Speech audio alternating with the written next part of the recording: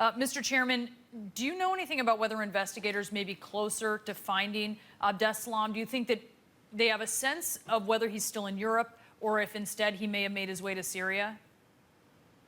Well, I can't get into that level of specificity. I don't want to compromise their investigation. I do think they're closing in on him, and that's the good news.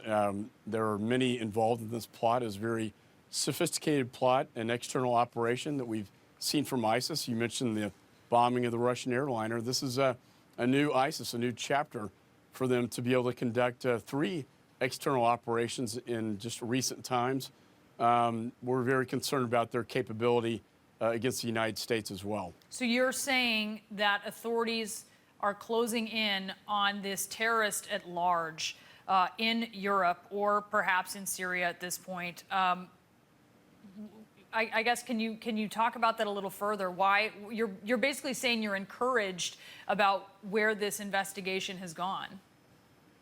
I am, but obviously I don't want to jeopardize an ongoing investigation that's so important. And look, you know, Belgium, Paris, they've rounded up a lot of suspects right now. They're really cracking down on security as they should. Europe is so wide open, Brianna, because they had 5,000 Europeans that have gone to Iraq and Syria with Western passports, many of whom have come back. And the Paris attacks were a classic case of the foreign fighter. The United States, we've had hundreds of them travel over there, and 50 have come back to the United States. So I think Europe has a far greater problem than we have in the United States. However, we still have made many arrests in the United States, over 70 ISIS followers last year. We have 1,000 investigations in all 50 states, so we take it very seriously in the homeland as well. Let's talk about how Europe's problem could become the problem of the U.S. CNN was actually able to see a document from the French Interior Ministry this week, and it has intelligence that shows concern for the radicalization of airport workers. Stunningly, this goes all the way back to 2004, more than a decade past, and a source is telling us that more than 100 public transit workers have left for Syria since 2012. How concerned are you about airport workers getting a bomb onto a U.S.-bound flight? I mean, we're talking about cities where they have direct flights to the U.S. I'm very concerned about this. We've ramped up security at last points of destination. Those are direct flights into the United States. But, Brandon, what happened at Sharm el-Sheikh was an insider threat. This is one where someone is compromised or radicalized or perhaps bribed to put a piece of luggage, put a bomb on an airplane that's a worker at the airport. So we can have the best screening technology, but if we have an insider threat out there, that is very, very hard to stop. And that kind of scenario playing on an airliner flying directly into the United States is what I'm most concerned about. And ISIS now has demonstrated they have that capability that we only thought Al-Qaeda in the Arabian Peninsula had. So this is something that now we're vetting employees, I think, a lot more strictly. And I had a bill that passed out of the Congress to do that as well. But this is one of the biggest threats to the aviation sector. Are you confident that the U.S. will be able to stop a threat like this, especially when it seems like this is very old intelligence that may or may not have been shared or certainly been a concern for the U.S.?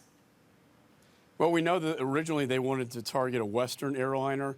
When Russia invaded the region into Syria, they turned their sights onto Russia. But, al-Baghdadi, when he was released from prison in Iraq, in his words, he said, "I'll see you in New York." So that shows you the intent behind ISIS.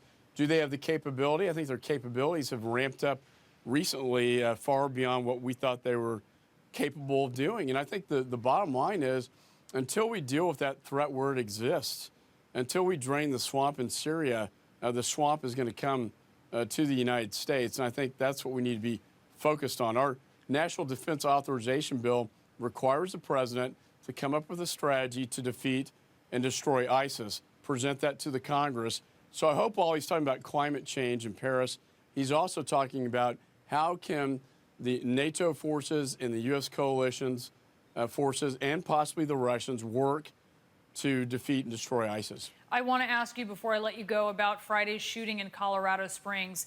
The shooter there at the Planned Parenthood clinic made reference to baby parts after he was arrested.